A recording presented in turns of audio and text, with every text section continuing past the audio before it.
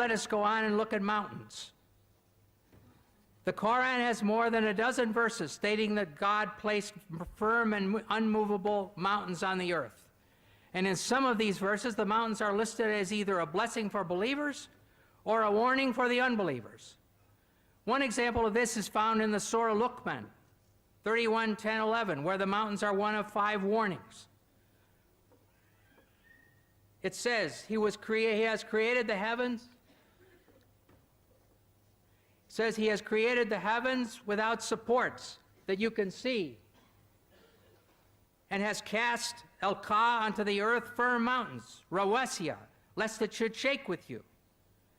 In the prophets, the Al-Anbiya, 21:31, as one of 7 warnings, we read, and we have set on the earth firm mountains, lest it should shake with you, with them. Finally, in the B, Nahl 16:15, says, and He has cast Al-Ka onto the earth firm mountains, Rawasiya, lest it should shake with you. We see then that the believers and unbelievers are told that Allah has done this great thing. He's thrown down and placed the mountains so that the earth will not shake violently with them. Therefore, we must ask ourselves, what did they understand? In the next 2 verses, another picture is given. The news, An-Naba 78:6-7.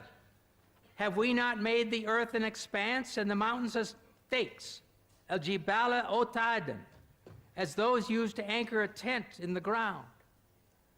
And then the overwhelming, al-Ghashiyah, 88:17-19. Do they, the unbelievers, not look at the mountains, al-Jibal, how they've been pitched like a tent? Here men are told that the mountains are placed as tent pegs.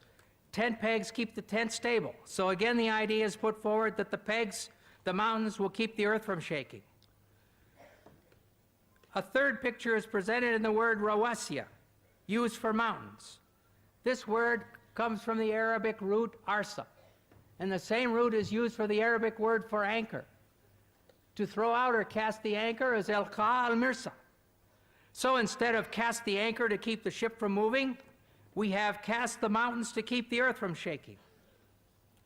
From these pictures, it is clear that Muhammad's followers understood that the mountains were thrown down like tent pegs to keep a tent in place, like an anchor to hold a ship in place, to stop the earth from moving, i.e. limit earthquakes. But in fact, this is false. The forming of mountains causes earthquakes. Therefore, these verses present a definite problem. Dr. Maurice Bukai recognized this and discussed them in his book, The Bible, the Quran, and Science.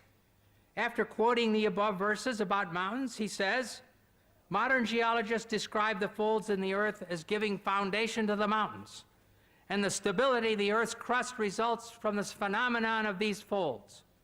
When asked about this, Professor of Geology Dr. David A. Young says, while it is true that many mountain ranges are composed of folded rock, and the folds may be of large scale, it's not true that the folds render the crust stable. The very existence of the folds is evidence of instability in the crust.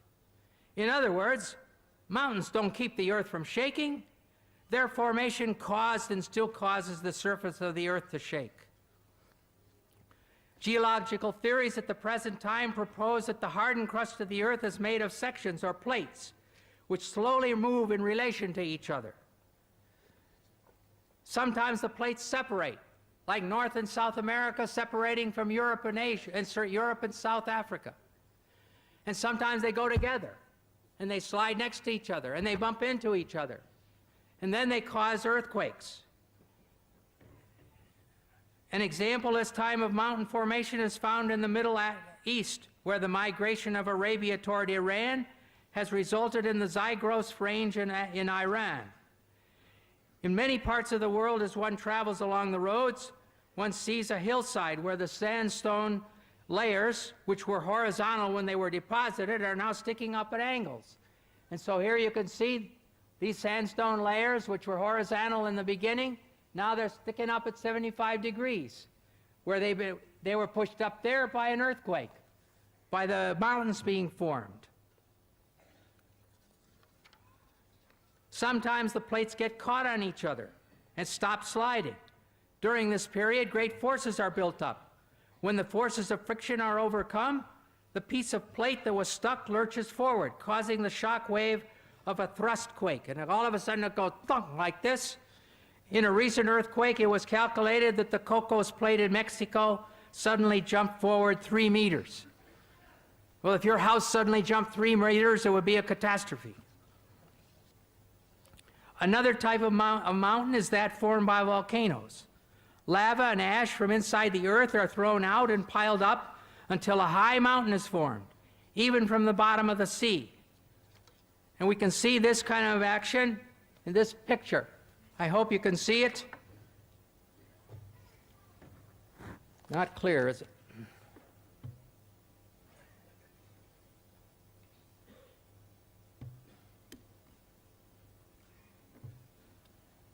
The ocean crust is right here, and the continental crust is there, and the oceanic crust is going down under the continental crust, and mountains have been formed here. Here's a volcano, and here is the magma or the molten rock going up through the volcano. And here's another volcano with magma going up. And so this is how the mountains are formed and earthquakes are formed.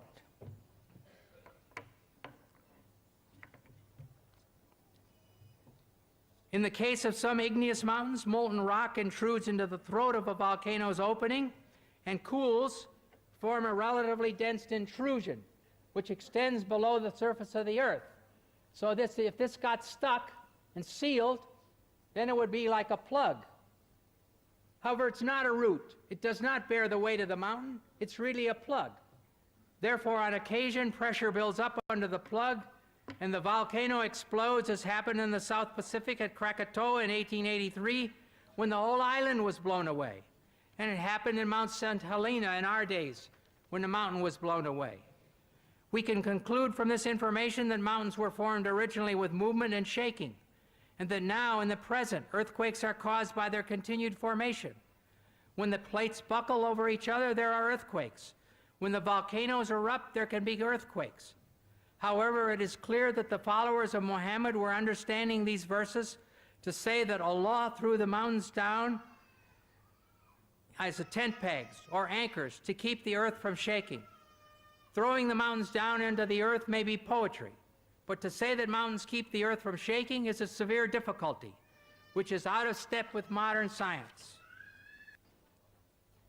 In the field of geology we have come to know today, the geologists tell us that the radius of the earth is approximately 3,750 miles. And the deeper layers, they are hot and fluid and cannot sustain life. And the superficial part of the earth's crust which we live on, it is very thin, hardly 1 to 30 miles. Some portions are thicker, but majority 1 to 30 miles. And there are high possibility that this superficial layer, the earth's crust, it will shake. It is due to the folding phenomena which gives rise to mountain ranges, which gives stability to this earth. Quran says in Surah Nabah, chapter number 78, verse number 6 and 7, we have made the earth as an expanse, wal jabala outada, and the mountains as stakes. The Quran doesn't say mountains were thrown up as stakes, mountains as stakes. Arabic word autad means stakes, meaning tent peg. And today we have come to know, in the study of modern geology, that mountain has got deep roots. This was known in the second half of the 19th century. And the superficial part that we see of the mountain is a very small percentage. The deeper part is within. Exactly like a stake, how it is driven in the ground. You can only see a small part on top, the majority is down in the ground. Or like a tip of the iceberg, you can see the tip on the top, and about 90% is beneath water. The Quran says, in Surah Ghashiyah, chapter 88, verse number 19, and Surah Naziyat, chapter number 79, verse number 32, wal jibala arsaha, and we have made the mountain standing firm on the earth. Made the mountain standing firm on the earth. Today, after modern geology has advanced, and Dr. William Campbell said that, by the theory of plate tectonics, it was propounded in 1960, which gives rise to mountain ranges, the geologists today do say that the mountains give stability to the earth. Not all geologists, but many do say. I have not come across a single geological book, and I challenge Dr. William Campbell to produce a single geological book, not his personal correspondence with the geologist. That doesn't carry weight. His personal correspondence with Dr. Keith Moore, documented proof. And if you read the book, The Earth, which is referred by almost all the universities in the field of geology, one of its authors by the name of Dr. Frank Press, who was the advisor to the former president of USA, Jimmy Carter, and was the president of the Academy of Sciences of USA, he writes in his book that the mountains are wedge-shaped, it has deep roots within, and he says that the function of the mountain is to stabilize the earth. And the Quran says in Surah Anbiya, chapter number 21, verse number 31, in Surah Luqman, chapter 31, verse number 10, as well as in Surah Nahl, chapter number 16, verse number 15, that we have made the mountain standing firm on the earth, lest it would shake with them and with you. The function of the mountain in the Quran is given to prevent the earth from shaking. Nowhere does the Quran say that the mountain prevents the earthquake.